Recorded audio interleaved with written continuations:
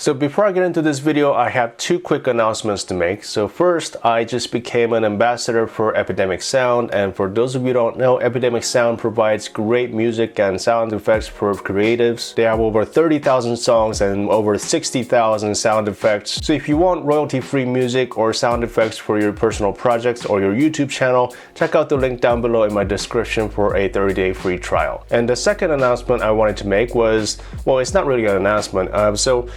About a month ago, I posted a video called the Portrait Focal Lengths Explained, and that video has gone completely viral. Well, viral for my standards, and it's gotten over 200,000 views in the past 3 weeks or so. And because of that video, my subscribers have practically doubled. So I just wanted to say thank you to everyone who's watched the video and subscribed. Also, I never really thought of myself to be qualified to be teaching others on YouTube, but to my surprise, I've gotten a lot of comments and emails, and I think a lot of people appreciated how short and simple the video was. And also a lot of people sent me ideas for new videos and tutorials. So I've been thinking, and I think from now on I'll be doing at least one tutorial based videos once a week. Normally, in average until now, I've been posting about 1 or 2 videos per week. So if I start doing half product based videos and half tutorials, I think that's pretty doable. Because of my current schedule, I can't really commit to posting any certain days every week, but I'll do my best to constantly post 2 videos per week from now on. So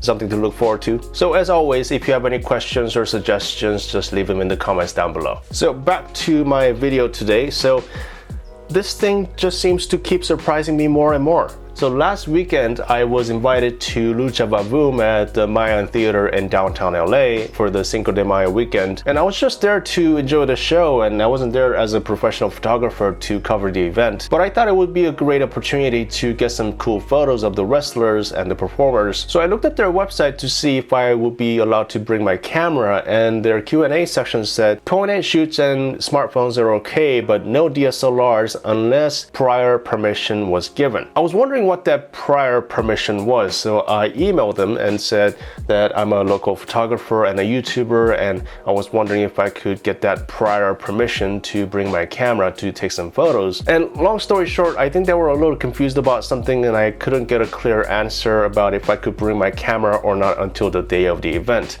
And originally I was going to bring my 5D Mark IV with a 24-70 because it was an all-standing event and I didn't know how close I was going to be to the ring, and I wasn't going to bring all my primes into such a crowded venue, so this would have been a perfect lens for that. But then again, I couldn't really get a clear answer till the last minute, so I decided to leave the camera in my car. But then as I was walking to the venue, I saw some people walking with their cameras, not like big cameras like this, but then like smaller crop sensor cameras, or I saw some Sonys and Panasonics. So I thought maybe I should bring my Fuji. But then the problem was the only lens that I had for Fuji at the moment was the 23mm f2. But then I thought, you know, it's better than nothing. It's better than my smartphone. It's not a big deal if I don't get any good shots or not. I'm just there to enjoy the event. So I was able to go through the security, no problem. They didn't even ask about the camera. They didn't even care. So I managed to get a spot about 2 meters away from the ring. And although it was an all-standing event, people were being very territorial about their spots, so I couldn't really move around at all. So 23mm is a 35mm equivalent on full frame, and that just wasn't long enough to get good close-up shots of the wrestlers. But nevertheless, the show began and I started taking some photos, and it was actually good that I brought my Fuji instead of my DSLR, because I was basically taking pictures like this the whole time. So I was able to get some decent looking shots in terms of composition, but then I didn't really expect them to be super sharp. I was shooting at mostly between 3200 and 6400 ISO. If you ever shot at an event like this, the lighting is actually not as bad as you'd think, because even though you're standing in a very dark environment, all the spotlights are on the performers, so they get very, very good lighting. And when you're photographing musicians or dancers, sometimes you can get away with shutter speeds as low as maybe 1/30th of a second, because sometimes you actually want to show the movements of the performers and not just freeze everything. But when you're photographing wrestlers, the movements became a lot more unpredictable, so I had to keep it at least 500th of a second, and that's why I had to shoot at such high ISO. And the X-T2 also has a pretty fast frame rate, so I was just grabbing focus on a wrestler and just following them like this.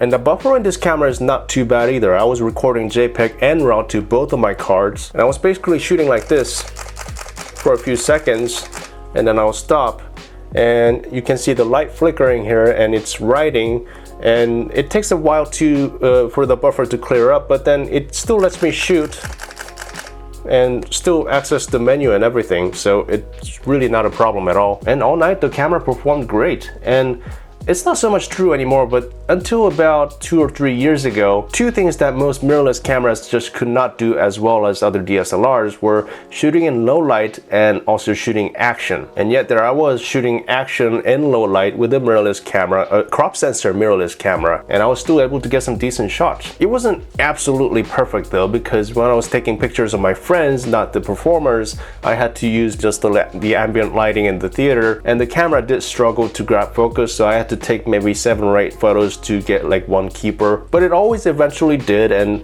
with such lighting, like any cameras would struggle. And I was even more surprised when I came back home and looked at the photos on the screen, because I was thinking maybe I'll get 1 out of 5 photos that are in focus, but out of over 1,500 photos that I've taken that night, it was actually harder for me to find photos that were out of focus. And again, these aren't like the sharpest photos in the world at such high ISO with a crop sensor camera, and all I've done to these photos that you see on this video are just raw files, and I converted them to black and white and increased the contrast a little bit, and I didn't do anything to reduce the noise, and I got a lot of great shots that night, so good job, Fuji.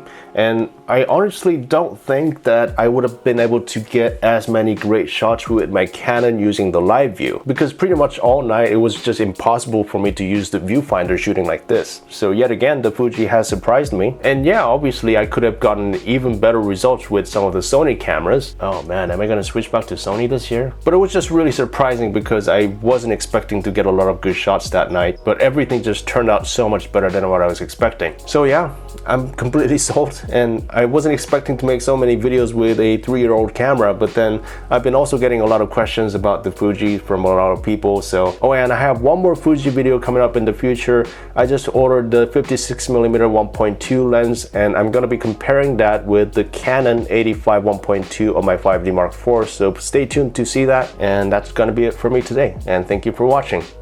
Bye bye.